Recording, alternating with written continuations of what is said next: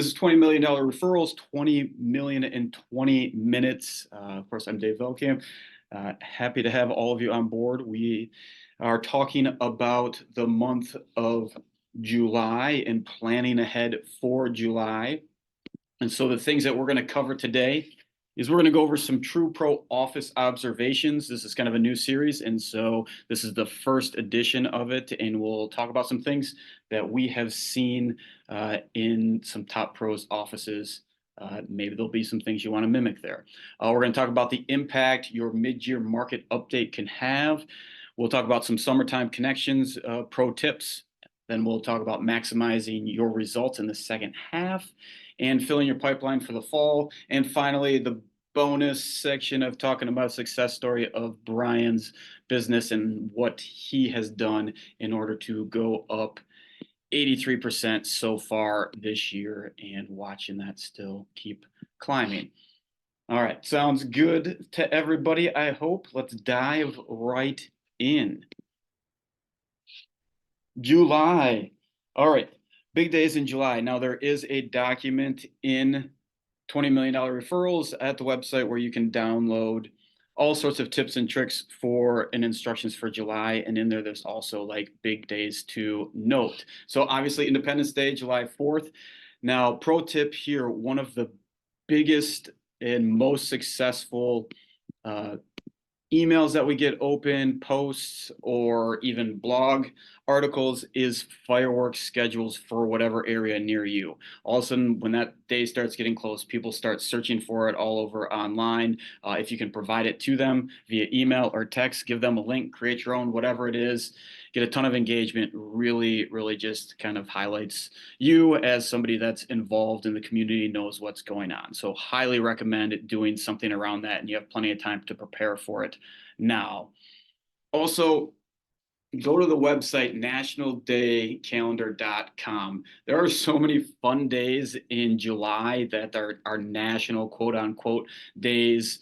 And it's a great way to pair up with some of the gift ideas that we have for Popeye gifts in the $20 million referral system. So I put a couple in there. The Freezer Pop Day is 7/8. The National Ice Cream Day, we'll talk about that more, is 7/21. But there is a National Mojito Day. There is a National Tequila Day. There's a National Pet Photo Day. There's just so many fun, French Fry Day, Chocolate Day, all of those things happening in July. And it just could be either give you some social post ideas, but also a fun way to pair up your gifts with those events if you're doing something in July. So go to nationaldaycalendar.com for more information on that. It's a lot of fun. All right, here is what's in $20 million referrals for July when it comes to reasons to call, voicemails, email, text, mail, and postcards. Highly recommend, again, that mid-year market update. We're going to dive into that a little bit, and then highly recommend something around the ice cream shop discount or the discount postcard, and we'll talk about that more in a second. But these resources, the emails, the templates, the dialogues are all available to you, so check them out and give them a try based on what you're planning. And again, you have plenty of time to prepare because we're talking about July. All right, success leaves clues. Jim Rome, famous speaker out there, as well as many other people, are attributed to this quote. And the reason I bring it up is because of this Top Pro Office series, Observations. If we look at what they're doing and we can mimic it, obviously what they're doing is working, and we're trying to pick up on some of those clues. So I got a question for all of you, and I hope you'll just indulge me a little bit here. So in the chat, I'd love to hear who of you have a whiteboard up in your office. And then if you do have a whiteboard, just go ahead and put a yes or put a whiteboard, write whiteboard in the chat, whatever it is. But if you do, second question is, what do you put on it? What do you write on that whiteboard in your office, or what's up on it now? And while I give you guys some time to do that, I'll dive into the reason why. Thanks, Lisa. Lisa says she does. And she has her mission, vision, values, and value props on there. Great. Love it. Thank you, Lisa. Anybody else? Love to see more of you jump in there. So here's the reason why I ask. Walking through many top agent offices consistently see whiteboards and manual and visual tracking of all sorts of different things, but it's consistent throughout all of those office scenes, something up there. Uh, and what are they tracking? They're tracking their activities, they're tracking their contacts, prospects, names, just so they stay top of mind. Maybe it's their pipeline of what's coming up, so they don't forget to stay in touch with people, their pendings and their close. It's all across the board, different things that they're tracking. Now, James Clear, the author of Atomic Habits, he studies how to get things done and how to make it a regular thing. And he says to design your environment to make good habits obvious and visible. And I believe that's exactly what we're seeing in this top pro observation of having these whiteboards up and having these materials written down, these different tracking and habits. So looks like Shelby, yes, awesome. It's got a transaction board, goals, motivational quote of the week. Awesome, love it. Brian's got a tack board up there, so goals, weekly goals, daily plans, fantastic. Keep it up, and that you're following exactly what James Clear is suggesting. And we suggest it as well. And so again, with the $20 million referrals, if you put a plan together, make sure you're hanging it up. Having those things visible can 2x your achievement. So my question here is, if you have it hanging up, or if you're going to hang up your plan after this meeting, just throw 2x in the chat as well to encourage some other people to make sure to get those things up.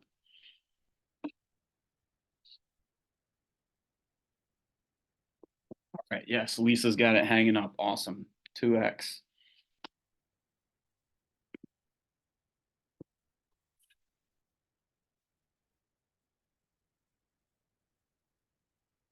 All right, hello summer. It's here. It's fantastic. Everybody's having a great time, and it's a very busy time.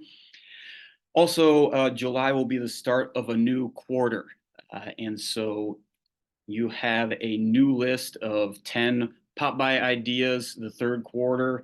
There is, again, a lot of fun ones because everybody's active out and about. And again, I encourage you to pull that up and pair it with some of those national days. Also, highly recommend uh, leveraging that ice cream, National Ice Cream Day. There's a couple ways that you can do this, and one is to partner with a ice cream shop in your area and offer out discount cards. You just pay for the ones that get turned in. Sometimes you got to put a deposit down in order to secure that. Or an even better way is to do a meetup or have a certain time frame where you invite your clients. Maybe use the new text service that we talked about at a while back to invite everybody, and you meet them there for a certain window of time where you're going to be buying anyone who arrives ice cream during that couple hour of window. Great time to make conversation, meet people in person. And so just a nice spin on it and a great touch point, because then you can follow up with a thanks for coming, you get the invite, all of those things. And again, since it's the start of a new quarter, there are new events, and again, all the standard operating procedure for all of the summertime events. And again, a 1, 2, or 3 star indicates how challenging that event might be to pull off, 1 being the easiest, 3 being the most difficult. And so if you haven't started thinking about a third quarter event, now is the time to do it. Put a date to it, put a budget to it, and execute. And again, something as simple as that ice cream shop event, really easy to throw together, and there's not much else you have to do other than invite people to come along and bring your credit card to pay for some ice cream.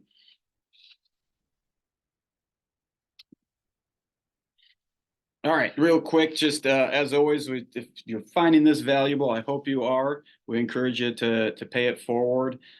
Send it to a friend, invite them to come along. There's lots of great reasons why it benefits you as well. And so that's up here too. not only will you be helping another agent succeed, but it actually helps increase your success as well. So hope you consider and bringing somebody along and inviting them or inviting them to do the program with you.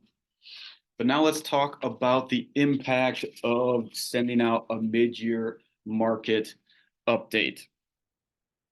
And really this market update can be anything you want it to be, but there's a few key factors that we want you to think about when putting it together. One, help remove some of the uncertainty. And we really do that by answering a lot of the nagging questions potential clients may have. And so I encourage you to take a look at the What Sellers Are Thinking document.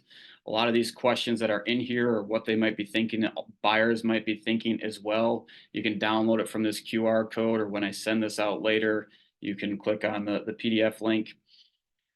Really a great way to make sure that you're just reassuring them about the market or questions that they may have. It also will position you as a market authority in their mind, grab some of that space in their mind, own a little piece of real estate in their mind, and it will help fill your fall pipeline. Now, one of the big key things for this is we want you to be able to answer the question. And you can put this in the chat too if you would like. How many of you are asked, let's say in the last 2 weeks, how many of you were asked, and you can even go last month, is now a good time to buy or sell a home? Or maybe you were asked, what's the market like? Is now the right time to make a move?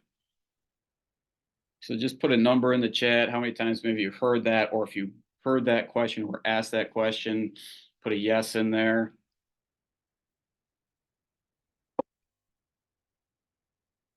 I got 10 to 15 from Brian. That's quite a bit.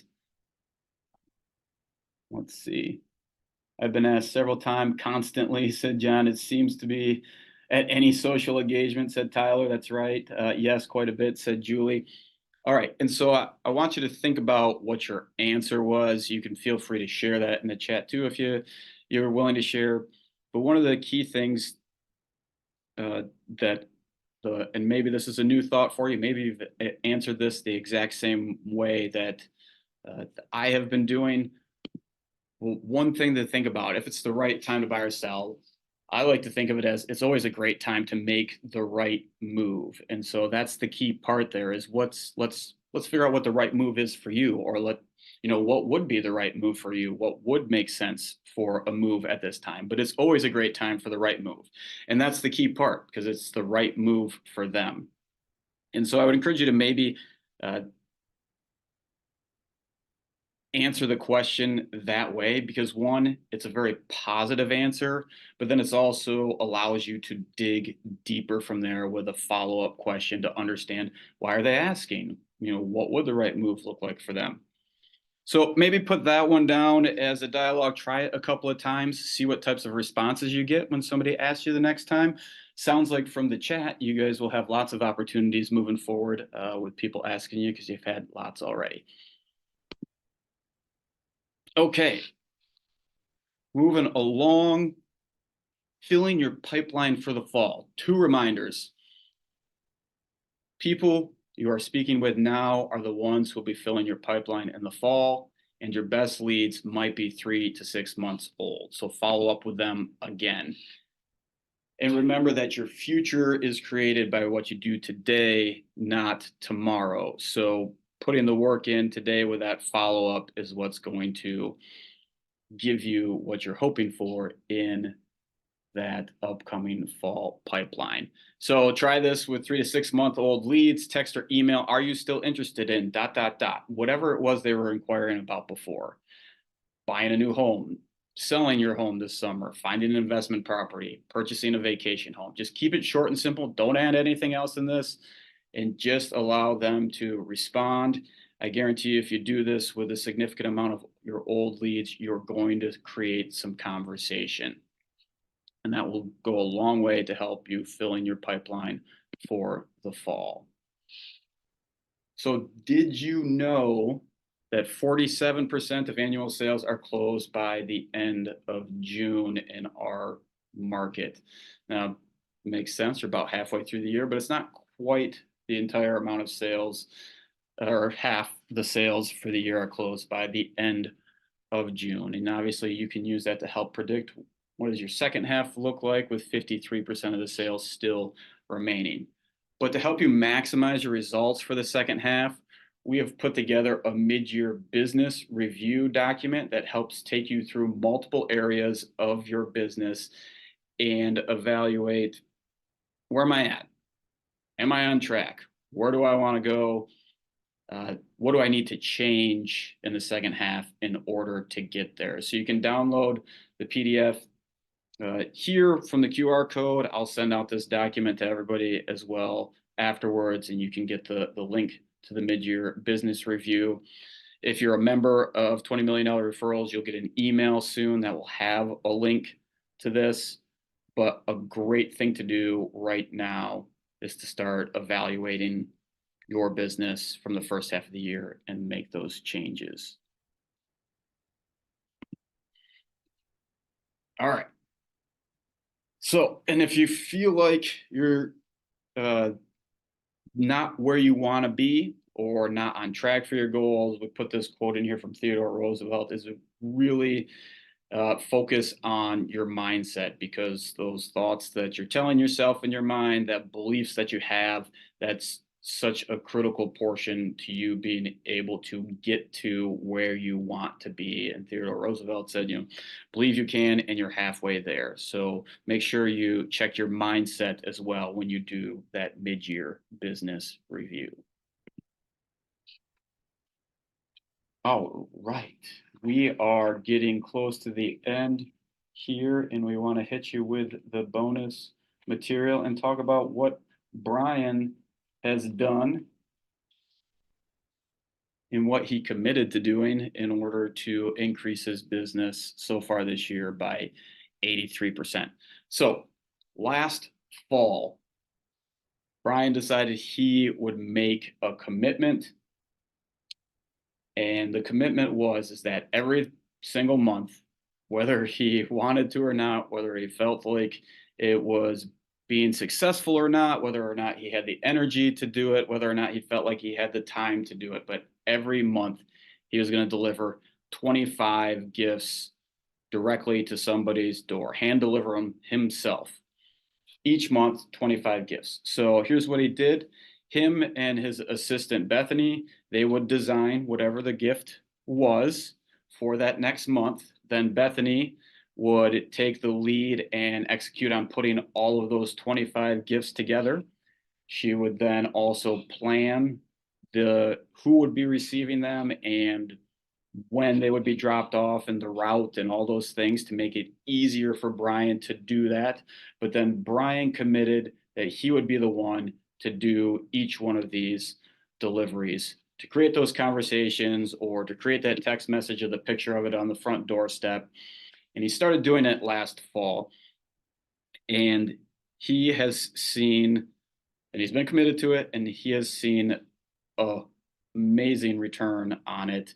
That up 83% has resulted in nearly $50,000 in revenue in his business this year, in addition to what he was already currently earning compared to last year. And so it's been a huge uptick for him in a market that is shrinking, that is slower, all from his committed effort, whether he wanted to or not, to execute on this one simple plan.